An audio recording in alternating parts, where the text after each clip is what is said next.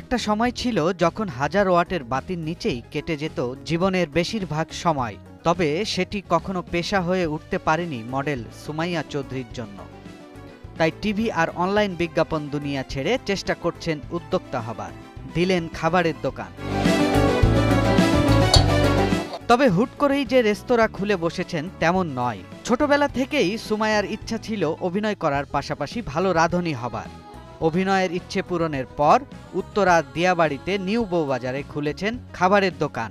এখন এই খাবারের দোকান ঘিরেই আবর্তিত হচ্ছে সুমাইয়ার জীবন।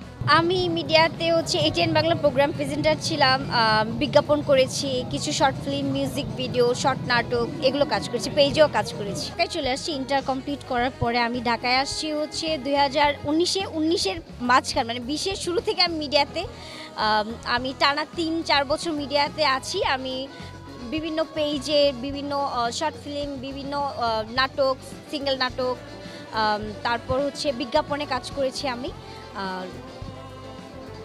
এখন যে মিডিয়াটাকে ছেড়ে আমি বিজনেসটাকে প্রপার সময় দিতে চাচ্ছি বিজনেসটাকে। প্রচলিত জনপ্রিয় খাবারের আইটেমকেই প্রাধান্য দিয়েছেন এক সময়ের মডেল সুমাইয়া। খিচুড়ি, হাঁসভুনা, গরুর বট, হান্ডি বিফ, চিতই পিঠা, দেশীয় খাবার দিয়ে সাজিয়েছেন দোকান। আয় করছেন প্রায় লাখ টাকা।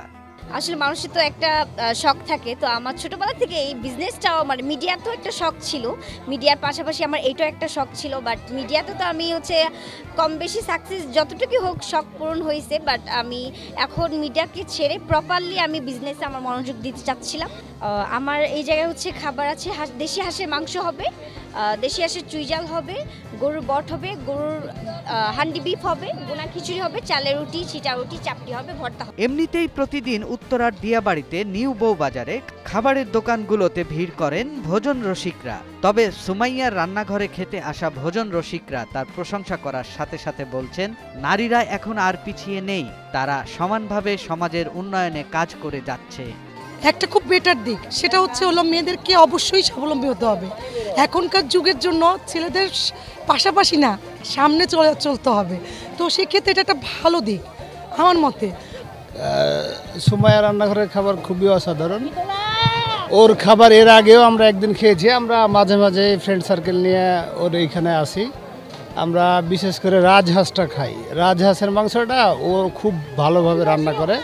ভালোই, মনোরম পরিবেশ, খোলামেলা, ভালো, সব মিলে ভালোই। দাম সীমিত, হাতের নাগালের ভিতরেই সবাই আসতে পারেন। আর এই চাপটি 20 টাকা করে, সেই তুলনায় অনেক ভালো। চালের রুটি তো কোনো তুলনাই নাই, চালের রুটি মাত্র 10 টাকা, সেই হিসেবে অনেক ভালো। মেয়েদের স্টোরেই বসছি, আমার খুব ভালো লাগছে যে না, মেয়েরা যাক এতদিনে একজন মেয়েদেরকে দেখে মনে হয় না যে ওরা এই কাজে করতে পারবে। এটা দেখে অবাক হইলাম, একটু ভালো লাগলো। সুমাইয়া জানান, তার এই ব্যবসা প্রতিষ্ঠান আজ ছোট হলেও আগামীতে আরো বড় পরিসরে একটি রেস্তোরাঁ দেওয়ার ইচ্ছে রয়েছে। এতে শুধু ব্যবসার প্রসার বাড়বে না, তৈরি হবে নতুন কর্মসংস্থানও। সৈয়দ রাশিদুল, ৭১, ঢাকা।